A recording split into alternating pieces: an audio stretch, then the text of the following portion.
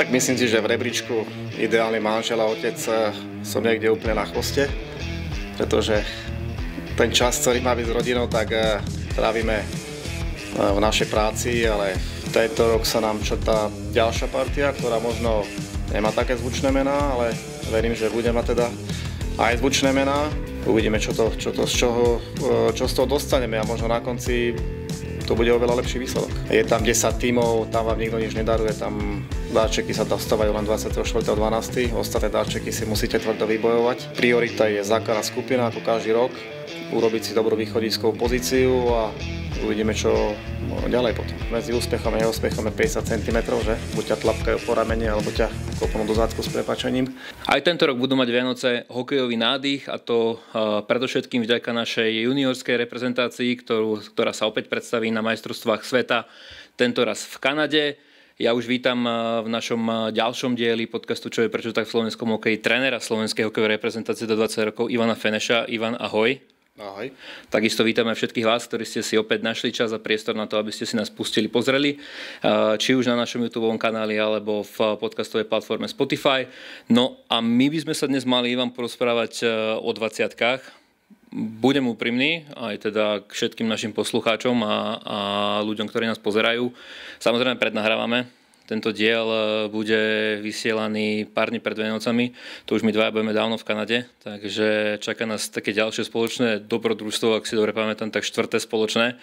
Skús mi možno že povedať, či to je pre teba ten 4., respektíve 5. krát, pretože ten šampionát bol zrušený, nejakým spôsobom iné, alebo stále je to také vášnivé, ako to možno, že bolo prvýkrát, keď si išiel na ten prvý šampionát ako hlavný tréner 20-ky.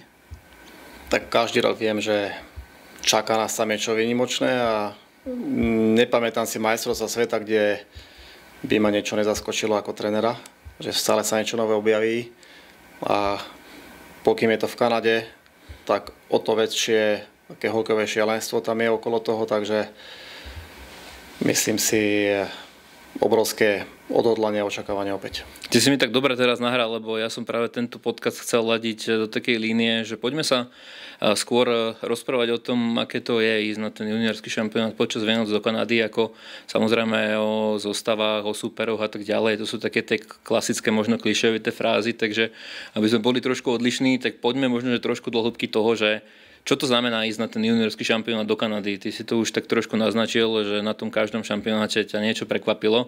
Tak čím je Kanada možno nejakým spôsobom taká výnimočná, že ten šampionát, keď je v Kanade, tak si človek povie wow, že je to fakt super. Máš to tak aj ty, alebo všetky tie cestovania, tá logistika, ktorá je okolo toho a tá náročnosť je možno, že viac ako ten zážitok z toho? Tak ľudí prioritne nezaujíma, čo my zažívame okolo toho šampionátu, že už 9. decembra musíme odísť z domu a vrátime sa 6. januára a neskôr. Takže, ako si spomenul, tak som posledných 5 rokov viacej s tebou na Vianoce ako s vlastnou rodinou. A ja s tebou. Takže, áno, sú to veľmi náročné chvíle veľa razy, ale ten hokej, myslím si, že všetci milujeme a chceme urobiť preto maximum, aby sme boli tam úspešní a majstrovstvá sveta v Kanade, tak asi tí ľudia, ktorí to zažili už niekedy v živote, či ako fanúšikovia, alebo ako súčasť tohto tímu, tak vedia, o čom rozprávam, pretože je to tam naozaj to náboženstvo hokej v Kanade a cez tie Vianoce to má extrémnu sledovanosť, beží to 24 hodín denne na tých najlepších športových kanáloch a naozaj tí hráči sú preberaní zľava, správa, tréneri, výkony tímov, predpoklady, takže máme sa na čo tešiť. Ja by som si tie pelíšky radšej pozrel doma ako v Kanade, ale čaká nás to znova. Keď sa mňa ľudia pýtajú, že čo ti na to hovoria doma, že ideš zase na Vianoce preč, tak poviem, no tak čo mi na to môžu povedať? Je to na jednej strane samozrejme nejaká prestíž, nejaká práca. Čo na to tebe hovoria doma? Tak myslím si, že v rebríčku ideálny manžel a otec som niekde úplne na chvoste, pretože ten čas, ktorý má byť s rodinou, tak trávime v našej práci, ale málo ľudí alebo nie veľa ľudí sa môže pochváliť, že robí to, čo má naozaj rádo, tak ja som z tých šťastnejších a straviť to s tímom a straviť to v takejto hokejovej elite, tak je to vždycky veľký sviatok a ja si to vážim. Dostaneme sa k tomu aj ako to vyzerá, trošku možno pokúsime sa stiahnuť našich poslucháčov a divákov do toho, čo nás tam čaká, alebo čo nás tam zvykne čakať. Spomenul si od 9. decembra, taká zaujímavá informácia je, že to, ak som teda správne pozeral tie historické štatistiky, vôbec najskorší odlet výpravy do Kanady bol jeden, ktorý bol 12. decembra, to bolo 2021 rok, keď bol COVID, keď bola covidová pandémia. Takže už vtedy sa to zdalo byť extrémne skoro, teraz teda 9. sa letelo. Prečo? Tak využili sme možnosť, dostali sme pozvanie z provincie New Brunswick odohrať exibičné 2 zápasy s Nemeckom. Tým pádom o týždeň skôr môžeme byť v zámori a ja som s kolegami to veľmi privítal, pretože máme tam pár hráčov, ktorých sme od leta nevideli a túto možnosť chceme práve na to využiť a ten tím, vieme, čo nás čaká na majstrovstvách sveta a ten týždeň spoločne strávený prípravou, tréningami a tvorením tej našej stratégie herných plánov, tak bude veľmi prospešný pre nás. Keď to zhrniem, tá logistika, tá znie zaujímavo. 9. teda let Viedeň-Montreal, potom presun do Charlottownu, myslím deň tréning, prípravný zápas, presun autobusový do Monktonu, znova deň tréning, prípravný zápas, letecký presun do Montrealu, presun autobusom do Cornwallu, kde nás čaká už trošku dlhší kemp, taká druhá fáza tej prípravy a prípravné zápasy Amerika-Fínsko, z toho jeden ešte v Kingstone, takže ďalší autobusový presun hodinu. Možno, že pre tých, ktorí tak akoby nevnímajú, čo všetko je za tým hokejovým zápasom, že tam je samozrejme veľa vecí, treba tú kabinu zbaliť, rozbaliť a tak ďalej, tak znie to veľmi náročne. Tak čo hovoríš možno ty na tento náročný model? Nezasekáme sa? Tak čaká nás určite výlet, ale zase môžeme dať veľmi veľa dobrých rád turistom, ktorí sa chystajú po celej Kanade, takže môžeme im povedať presne, kde sa čo nachádza a čo môžu vidieť, ale my tam ideme prioritne na hokej a čaká nás nielen nás trénerov veľa práce na ľade a mimo ľadu, ale hlavne tých ľudí, čo takmer vôbec nevidieť, to znamená manažera, kustódov a teba a tak ďalej, takže práve Ja už vidno. Teba už vidno a tých ľudí, ktorých my nevyhnutne potrebujeme na to, aby ten tým naozaj mal ten chod neporušený alebo nenarušený, tak ich čaká extrémne veľa balenia, presunov a my sme samozrejme súčasť toho, takže my veríme, že im budeme nápomocní iba. Kanada, Ivan, žičlivé hokejové prostredie na jednej strane, ale teda také hokejové prostredie o tom, že či je teda žičlivé, to vždycky každý rok tak trošku samozrejme polemizujeme, lebo každý rok sa stane niečo, s čím tam samozrejme musíme bojovať. To nie sú sťažnosti, to sú akoby také holé fakty. Tá Kanada je samozrejme špecifická, že samozrejme v prvom rade hladí na svoju reprezentáciu až potom na tie ostatné, takže čo možno z takých tvojich zážitkov ti tkvie v pamäti teraz, z takých tých kanadských, možno aj takých humorných, možno aj takých úsmevných, možno s čím všetkým sme tam museli v minulosti zápasiť, lebo naozaj nie je to iba o tom, že prídeš, máš pohodu, odohráš si zápas a máš nejakú regeneráciu, takže skutočne sú to náročné chvíle. Na čo si ty tak teraz možno, že v prvom momente spomínaš, čo taký nejaký úsmevný moment, ktorý ti utkvel v pamäti? Tak ja už som taký historik v tomto, pretože začalo to v Buffale 2018, keď si dobre pamätám, kde bola vtedy extrémna zima a išli sme teda s kolegom mojím peši na štadión, čo bolo asi 5 minút a vstúpili sme teda na zimný štadión a keď sme sa zbadali v tvárach, jak vyzeráme obidvaja omrznutí červení, tak nebolo to nič príjemné a dosť to aj bolelo. Ale tých príhod určite je extrémne veľa, ale také najpríjemnejšie asi sú vždycky tie chvíle na majstrovstvách sveta, keď vždycky sa nejaká skupina Slovákov u nás postará ako o vlastné deti a pripravia nám príjemné chvíle, nejaké občerstvenie a spoločnú večeru, posedíme, porozprávame sa. Im to dobre padne, ale hlavne nám vždycky na tú kratučku chvíľu urobia takéto domáce prostredie. Mali sme to v Halifaxe, mali sme to minulý rok vo Švédsku, tento rok máme teda správy, že nás to čaká v Ottave, ktoré je hlavné mesto Kanady a asi čakám, že asi to bude taká najväčšia fanúšikovská podpora v tomto roku. Je to boj, samozrejme, ty ako tréner máš možnosť sa sústrediť len na ten hokej, alebo v celom tom kolose musíš možno niekedy riešiť aj nejaké iné záležitosti. Neviem, napríklad to, že či nám rozhodcovia neprechádzajú cez šatňu, či rozhodcovia neprechádzajú cez tunel, v ktorom stoja hráči pred zápasom a tak ďalej. Narazám teraz konkrétne na ten švédsky prípad z minulého roka, lebo tu sú reálne skúsenosti a reálne fakty, že človek skutočne v tom prostredí musí bojovať s hociakou nástrahou a niekedy to možno nie je hokej a viac sa rozčuli. Ja si ťa pamätám, že si sa vtedy rozčuloval, takže ako tieto momenty zvládaš? Na mňa si asi nevidel rozčuleného na majstrách sveta, že by? Raz? Viackrát. Áno, dobre, to maskujem potom na sedačke, ale tak toto sú situácie, ktoré nepridajú na pohode, ale ten tým to nesmie vidieť. Áno, sú tam rôzne takéto situácie, kde či už Lotyši nám chodili cez náš vyhradený priestor, cez našu takú tzv. Suchú šatňu a či už rozhodcovia, no, tak sú to veci, ktoré veľa razy organizátori považujú za normálne a také bežné pre nich a nevidia to ako problém, ale každý ten tým si chráni ten svoj priestor a vždy chce dať tomu superovi pocítiť, že toto je naša zóna, náš priestor a tuto sa nám nemotajte a to isté potom chceme predvádzať aj na ľade. Spomenul som to Švédsko, to je minulý rok, vlastne vrchol pre ročník 2004, ktorý je už dlhší čas považovaný za mimoriadne talentovaný, mimoriadne úspešný. A hovorí sa, že na ňom raz bude stať slovenská reprezentácia, tá Ačková, dúfajme. Druhýkrát za sebou to bolo vypadnutie vo štvrťfinále. S odstupom času už teraz toho 10-11 mesačného.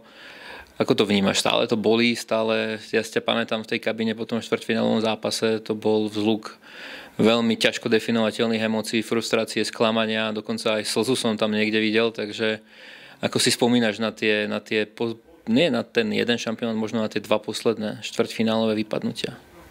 Tak ďakujem, že si mi to opäť pripomenul. Tieto v úvodzovkách príjemné chvíle, ale odstupom času to vždycky človek bere ako skúsenosť do kariéry, či hráckej, trenerskej a Moncton, Halifaxe vypredaná hala, kde naozaj tam išli zimomriavky a ma tak na lopate Kanadu, ešte keď sme teda videli tie naše šance, ktoré sme tam mali a do roka sa to zopakuje, kde sme mali výbornú základnú skupinu, kde sme boli excelentní, musím povedať, v tých zápasoch, až na jednu výnimku teraz s Amerikou, kde sme herne dominovali v zápasoch.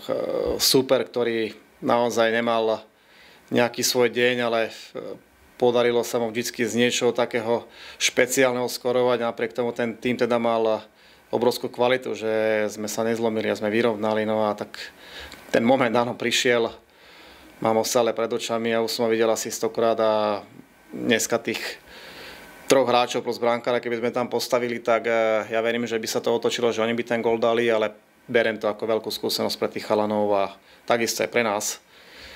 Ale pevne verím, že pokým budeme tvrdo pracovať, tak nikto sa nepýta, že či sme mali zlý deň v minulosti, či sme boli pripravení, neboli pripravení, ale každý na konci sa bude pozerať na ten výsledok a to je pre nás prioritné, aby tento rok ten výsledok bol čo najlepší. Veľa sa hovorilo o tom, že tie 04, 2004 to môžu zlomiť, môžu to dotiahnuť vysoko, môžu to dotiahnuť až k medaile, aj také slova padali. Vnímaš tie dva šampionáty, ktoré sa teda prehrali vo štvrťfinále, ako neúspešné z tohto hľadiska s tým, že sme mali taký silný ročník, lebo povedzme si otvorene, akoby aj z historických okolností vypadnúť dvakrát v predĺžení vo štvrťfinále, to sa nedialo každý rok? No, vôbec by som to nehodnotil ako neúspešné. Práve naopak, vyskočilo tam množstvo chalanov, ktorí ešte budú mať čo povedať v slovenskom hokeji a verím, že ešte raz ľudia budú nosiť na rukách. Nielen týchto chlapcov, ale ďalších, ktorí sa k tým pridajú. A ja v tých tímoch obidvoch som videl extrémnu silu, či už v individualitách, alebo teda aj v tom kolektíve. A robiť s tými chalanmi, tak to je niečo, na čo človek nezabudne. A tento rok sa nám črtá ďalšia partia, ktorá možno nemá také zvučné mená, ale verím, že bude mať teda aj zvučné mená. ktoré sa dostanú práve tými výkonmi na majstrovstvách sveta do popredia a urobia si ďalší štart, dobrý alebo reštart do svojej kariéry, tí chalani. A tento rok verím, že to bude zase založené na vynikajúcom kolektíve, ktorý bude odhodlaný nehať na tom mlade maximum a uvidíme, čo z toho dostaneme a možno na konci to bude oveľa lepší výsledok. Pozor, samozrejme je to ročník 2005, to je ročník, ktorý pred rokom a pol, alebo 3/4 na 18 skončil 4. Takže aká možno východisková pozícia je to pre ten šampionát? Je tam zase možno nejaký taký tlak, ten tlak je tam asi každý rok, ale ako to vnímaš ty vzhľadom na to možno nejaké konečné umiestnenie? Tak tlak je vždycky, pretože sú to najsledovanejšie juniorské majstrovstvá sveta, je to v Kanade, tá sledovanosť tam je obrovská, týmy NHL tam majú svoje budúce prospekty alebo budúcich hráčov, ktorí im budú tvoriť históriu a tí chalani dneska sú v našom týme alebo budú v našom týme a ja len verím, že ten hokej bude ľudí baviť, lebo to je prvorade, čo chceme sa akým hokejom prezentovať ale zase na konci dňa každý chce vidieť ten dobrý výsledok, len netreba zabúdať, že vždycky oproti nám stojí nejaký super, ktorý chce to isté a je tam 10 tímov, tam vám nikto nič nedaruje, tam darčeky sa dostávajú len 24.12. Ostatné darčeky si musíte tvrdo vybojovať a my do toho tak aj pojeme do toho turnaja, takže priorita je základná skupina ako každý rok, urobiť si dobrú východiskovú pozíciu a uvidíme, čo ďalej potom. Tlak na svoju osobu cítiš? Možno pri tvorbe nominácií, možno vzhľadom na tie výsledky, že si samozrejme zodpovedný aj za to, aký tým zložíte spolu s ďalšími trénermi. A potom samozrejme všetok ten neúspech, ako nedávno povedal jeden tréner v Extralíge, padá na trénera, keď výsledky nie sú, keď sú výsledky, tak je to o hráčoch, keď výsledky nie sú, tak vina padá na trénera, tak ako sa vyrovnávaš tlakom na seba? Tak to sú vždy také moje vnútorné pocity, ale navonok hráčom chceš dávať úplne iný impuls, to je podpora, to je číslo 1. My tam stojíme vždy spoločne a takto prezentujeme aj týmu a tým si je toho vedomý, že my sme pre tých chalánov prioritne opora, nie niekto, kto má mať nejaké vnútorné myšlienky. Ja osobne sa vždy chcem sústrediť na tie veci, ktoré viem ovplyvniť a to je pripraviť ten tým aj s kolegami čo najlepšie na šampiónat alebo na ten ďalší zápas alebo na to ďalšie stretnutie a tlaky. Áno, tie tlaky, je to vrcholový hokej, vždycky o vašom úspechu a neúspechu rozhodujú maličkosti, detaily. Poznáme to, že medzi úspechom a neúspechom je 50 cm, že? Buď ťa tlapkajú po ramene alebo ťa kopnú do zácku s prepáčením. Takže my k tomu pristupujeme vždy čo najlepšie sa dá, aby tie výsledky boli, aby ľudí to bavilo, aby sa ľudia mohli tešiť, že teda Slovensko má opäť skvelú generáciu mladých hokejistov a to je takým našim prvoradovým cieľom. Trošku možno zvolníme, čaká nás aj príjemnejší program v tej Kanade. Narážam konkrétne na Vianoce, Štedrý deň, už sme sa o tom bavili, že opäť ho teda trávime spolu. Skúsme možno povedať, že ako ten Štedrý deň zvykne vyzerať. Nehovorím, ako bude vyzerať tento rok, ale nie sú to také tie typické domáce starosti, ktoré zvykneme mať doma. Sú to úplne iné starosti a tento rok ho budeme tráviť na ambasáde slovenskej v Otave. Tak čo nás čaká tento rok na Štedrý deň? Skús nám to priblížiť. Tak to si možno ty mohol odpovedať, pretože ty máš v tom prsty. Lebo som to chystal. Ty máš v tom prsty a som to len taký konzument, ale my každoročne je to čas, kde sa aspoň na nejakú hodinku, dve vždy zastavíme aj s tými chalanmi a vypneme úplne a veľa razy sú také aj smutné tváre, kde tí chalani sú mimo rodín z domu a vtedy ten človek si teda uvedomí, že niekde doma ho čaká jeho rodina, ale napriek tomu teda snažíme sa vytvoriť si tú atmosféru takú vianočnú, aspoň trošku si to spestriť a vypnúť naozaj na tú krátku chvíľu, pretože už človek, keď sa naje a trošku posedí, podebatujeme, tak už potom hneď, ak sa zavrú dvere na tej hotelovej izbe, tak už sú myšlienky na ten najbližší deň a už ten šampionát je vždy za dverami a tam už je to čisto len o hokeji. Samozrejme ľudia doma si to vždy ešte užívajú v kruhu rodiny a tých kamarátov a potom len toho 26. teda zapnú si ten obľúbený svoj zápas a už nás potom iba hodnotia, takže my potrebujeme teda, aby sme im robili radosť.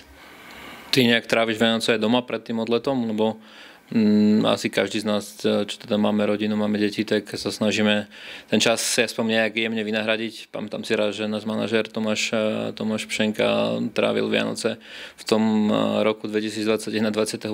novembra, keďže bola bublina, odlietalo sa 12. decembra a 2 týždne predtým ešte museli byť všetci teda povinne zatvorení v bubline. Tak máš nejaký takýto rituál predvianočný s rodinou doma ešte pred tým odletom? No tak to musím teda skritovať moju manželku, ktorá to zrušila úplne, pretože povedala, že Vianoce sú 24.12. Takže u nás je to bežné rozlúčenie, keď odnem z domu a Vianoce trávim maximálne cez nejaký telefonát a chvíľočku spolu sa porozprávame a to je všetko z mojej strany, no, potom. Si ten typ človeka, ktorému tá emócia chýba, alebo si už toho 24. proste tak hlavo nastavený na ten šampionát, že už proste tú emóciu nejak neukazuješ? Ako snad nevyzerám taký, že bezemočný človek. Nie, ako samozrejme človeku to je vždycky ľúto, keď telefonuje s rodinou a vie, že má sedieť niekde inde, ale koľko ľudí si môže povedať, že sedí na tej stoličke, by chcelo sedieť, kde som ja aktuálne. Takže vždycky sme potom túžili, snívali a tá obeta samozrejme tam musí byť a takisto aj moje deti sú veľkým fanúšikom aj moja manželka, takže mám v nich obrovskú podporu a čakám teda to od nich aj tento rok. Veď toto je to obrovské zadozučinenie, keby to tak nevnímame, tak tam samozrejme nie sme a netrávime tam ten čas niekoľko rokov za sebou. Dobre, opomeňme teda už, alebo nechajme tak ten štedrý večer a možno v krátkosti na záver poďme k tomu zápasovému programu, ktorý nás čaká. No, nebude ľahký, ale v ktorom roku je ľahký na druhej strane.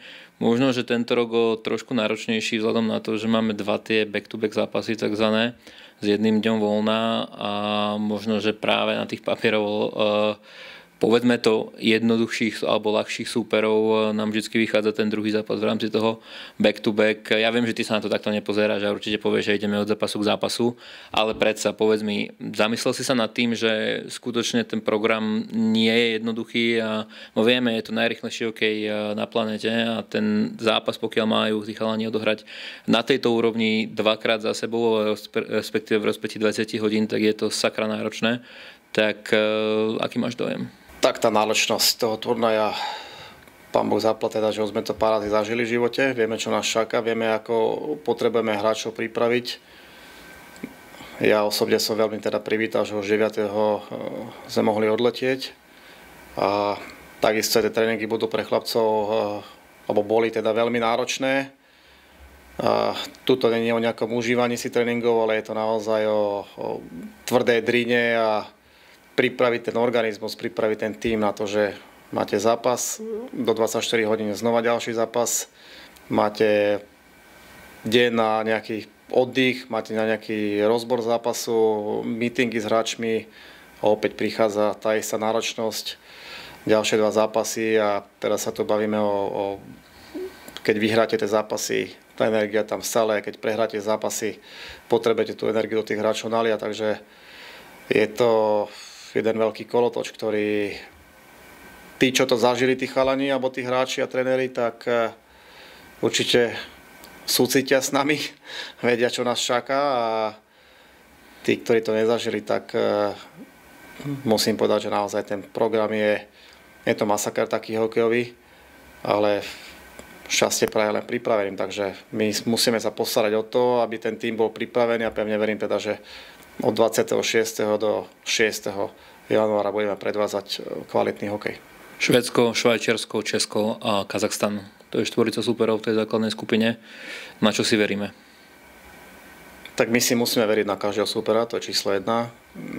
Kvalita s Švédmi tento rok bilancia 1-1, čo si myslím, že je dobrý signál aj pre súpera, že nás musí rešpektovať. Kvalita, tam sa nemusíme baviť o ich kvalite, akých majú hráčov.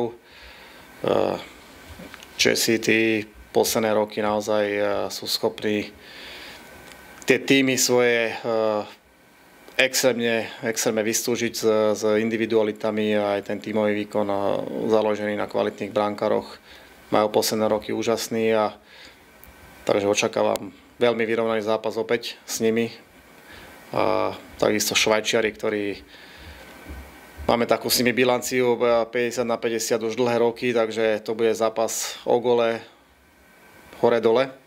Na Kazachstan to bude tým, ktorý áno, v našej skupine je outsider, ale práve týchto outsiderov v Kanade sú tí fanúšikovia schopní vybičovať k extrémnym výkonom a tam bude obetavosť. Ten tým som videl minulý rok na 18-kách naživo, kde doslova do písmena boli schopní sa házať aj hlavami do striela.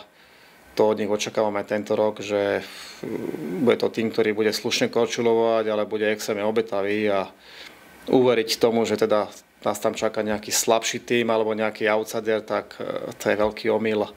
Každý ten zápas bude o tých hokejových detailoch, o ktorých sa dlhé roky rozprávame a my práve chceme tie detaily mať dokonalé a robiť čo najmenej chýb a čo najmenej šanci dávať súperom, takže tam bude musieť byť vysoká koncentrácia v každom jednom striedaní až 60 minút. Ako veľkou výhodou môže byť tá skutočnosť, že už počas tej sezóny hráte kvalitne obsadené turnaje so Švédmi, Fínmi, Čechmi a Švajčiarmi. To sú vlastne, vymenovali sme teraz 3 našich súperov zo skupiny a vy máte možnosť od predošlých majstrovstiev sveta po tie súčasné zohrať s nimi 4-5 zápasov v rámci turnaja, čo v minulosti taktiež nebývalo, takže predpokladám, že obrovská výhoda a aj z týchto zápasov sa dá asi ťažiť, keďže Švédi, Fíni tie výbery majú na každom turnaji kvalitné a sú to tie výbery, ktoré možno z 90% na majstrovstiev sveta aj pôjdu, ak nie 100.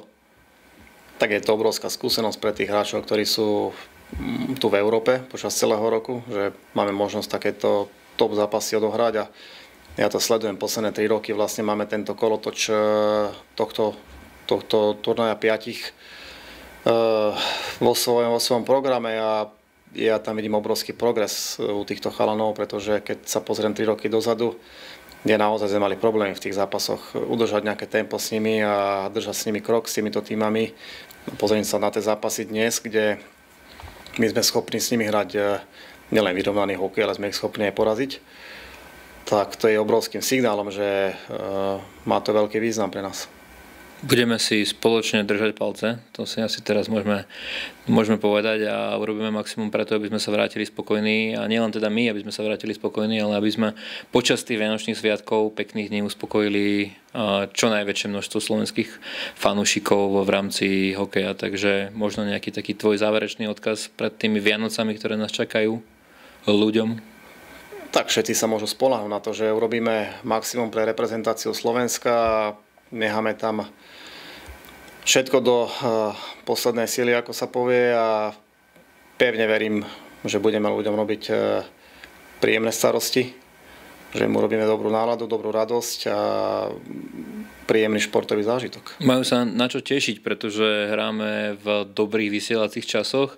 My v Kanade to budeme mať vždy okolo obeda, ale teda tu v Európe to bude takmer v tom prime time, takže budeme sledovaní. Verím, že teda si nás ľudia zapnú a okrem majstrovstiev sveta verím, že si vypočujú aj tento podcast s Ivanom Fenešom. Ivan, ďakujem, že si tu bol.